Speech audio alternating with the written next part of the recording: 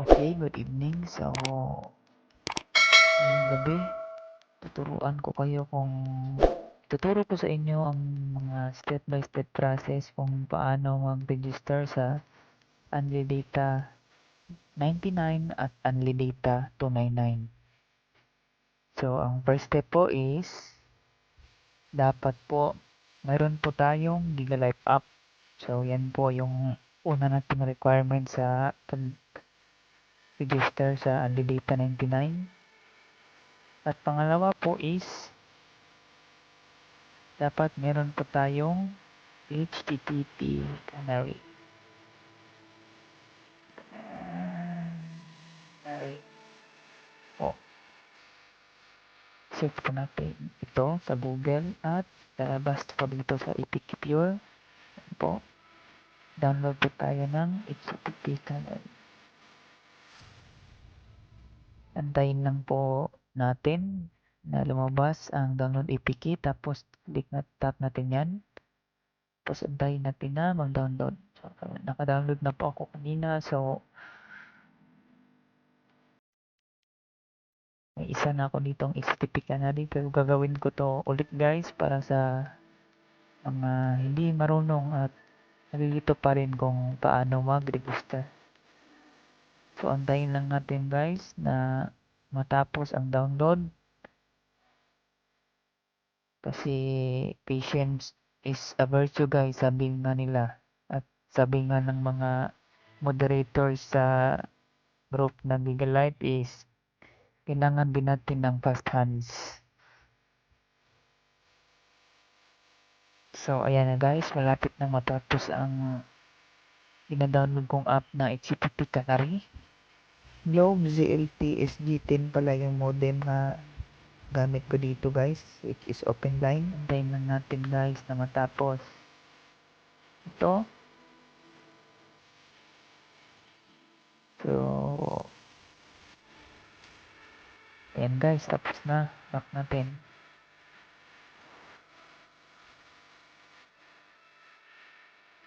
Install natin guys. Install.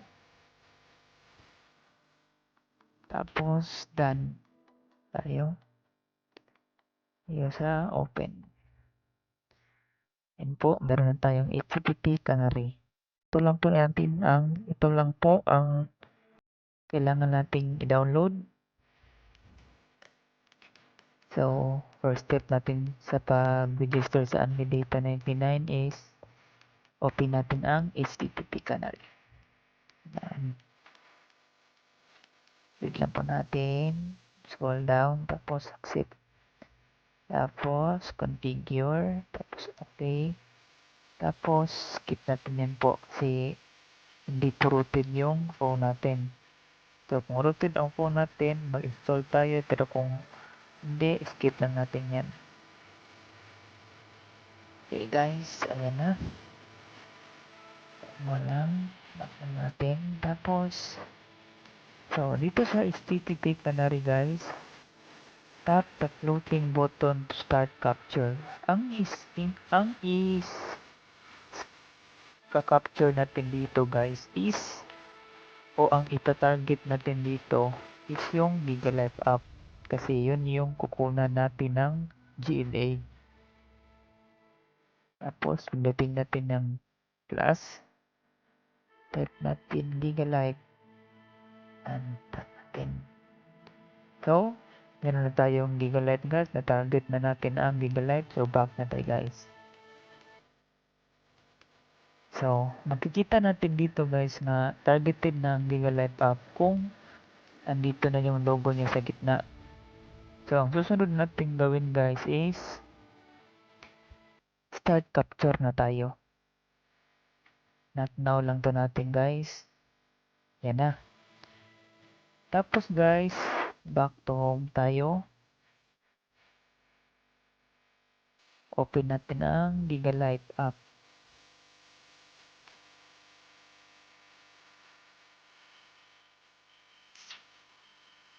Guys, since na-capture na ng HTTP canary guys ang GigaLife, i-open natin guys. Ayan. Pero guys, take note lang ha. Mas maganda guys na i-login muna natin yung account natin dito sa Google Live bago tayo mag-capture gamit ng HTTP Canary. So ayan guys, back to HTTP Canary tayo. Open natin ang Google Live. At punta tayo sa request. So guys, ito na yung GLA code natin guys. GLA code. Pindutin natin or tap natin yung pre-copy guys. Ayun. Yan na yung GLA code natin. Okay natin. Okay na. Nakopy na yan guys. So ang gagawin natin guys is punta tayo sa website ng Unlidata. Yan guys. Number 1 sa akin yung newsfeed guys. Hanapin natin guys yung maker nito. Si John Mark Tumulak. Shout out to you sir. More power sa paggawa ng website. At ito niya yung link niya guys. Use data tayo. Yan guys. Pwede natin itong i-copy guys. Copy link. Back tayo sa browser guys. At i-paste natin ito.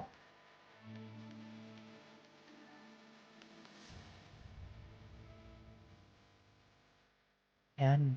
Ito na yung website ni Sir John Mark Tumulak guys. Pero gawa to din ni Master Jerome. So, dito sa browser natin guys or sa Chrome kung ano bang gamit na browser nyo, ipipaste nyo yun yung website ni Sir Denmark ng Gigalite. Tapos, dito nyo ilalagay yung GLA code guys.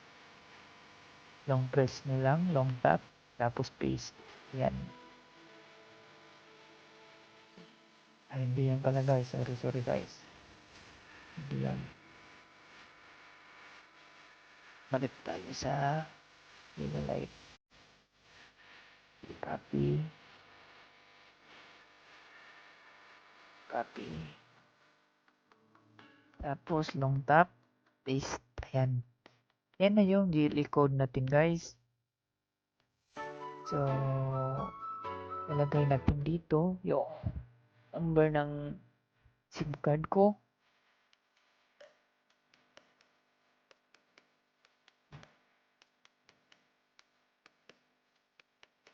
Zero 91234567889. Tapos, password nyo guys. Lagay nyo dito.